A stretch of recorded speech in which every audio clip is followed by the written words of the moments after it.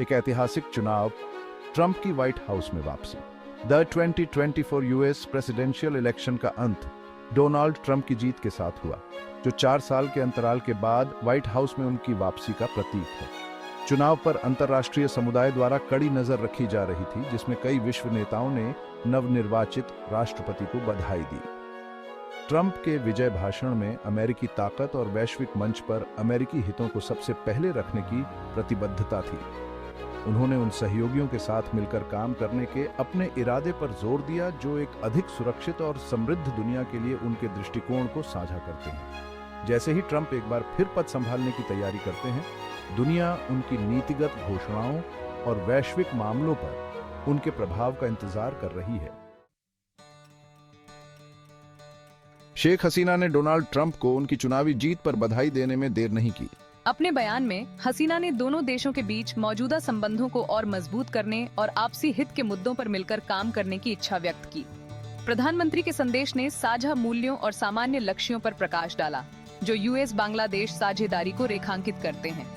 दोनों देश Indo Pacific क्षेत्र में लोकतंत्र, आर्थिक विकास और सुरक्षा को बढ़ावा देने के लिए प्रतिबद्ध हैं।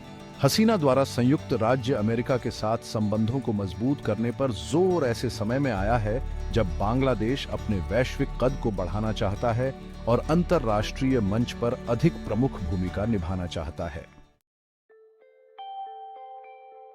बांग्लादेश के भीतर राजनीतिक परिदृश्य परिवर्तन के दौर से गुजर रहा है।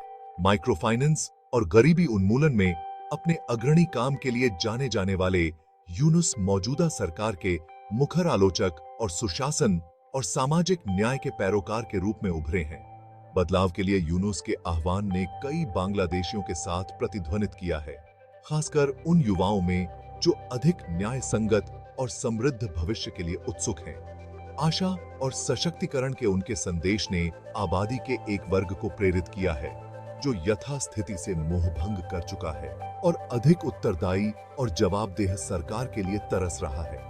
यूनुस और उनके संदेश के लिए बढ़ता समर्थन सत्तारूढ़ दल के लिए एक चुनौती और अवसर दोनों प्रस्तुत करता है। Section 4. Potential for U.S. support. Aligning interests and shared priorities.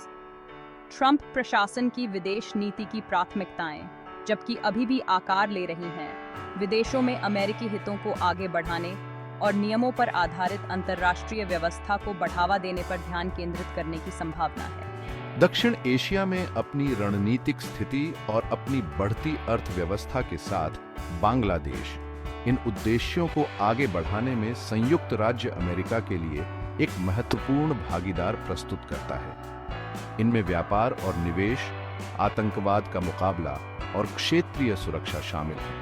Bangladesh पहले से ही अमेरिकी विकास सहायता का एक प्रमुख प्राप्तकर्ता है और ट्रंप प्रशासन के तहत यह समर्थन जारी रहने की संभावना है।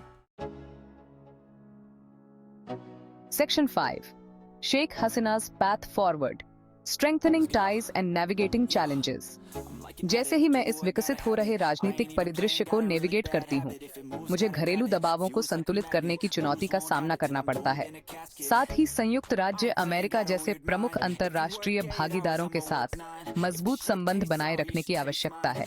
ट्रंप प्रशासन के साथ संबंधों को मजबूत करने के लिए एक सूक्ष्म दृष्टिकोण की आवश्यकता होगी जो नए अमेरिकी राष्ट्रपति के साथ जुड़ने के अवसरों और संभावित नुकसान दोनों को पहचानता है।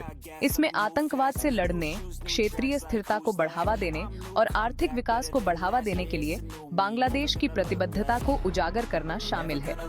अभिसरण के इन क्षेत्रों पर ध्यान केंद्रित करके हम संयुक्त राज्य अमेरिका के साथ अधिक उत्पादक और पारस्परिक रूप से लाभप्रद साझेदारी के लिए एक आधार बना सकते हैं। उसी समय हसीना को ट्रंप प्रशासन के विदेश नीति दृष्टिकोण से उत्पन्न होने वाली संभावित चुनौतियों का सामना करने की आवश्यकता होगी।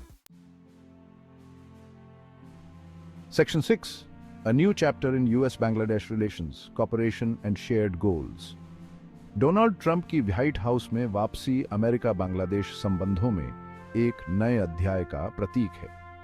हालांकि इस नए अध्याय की रूपरेखा अभी भी लिखी जा रही है, लेकिन इसमें कोई संदेह नहीं है कि दोनों देशों के बीच संबंध दोनों पक्षों के लिए महत्वपूर्ण बने रहेंगे।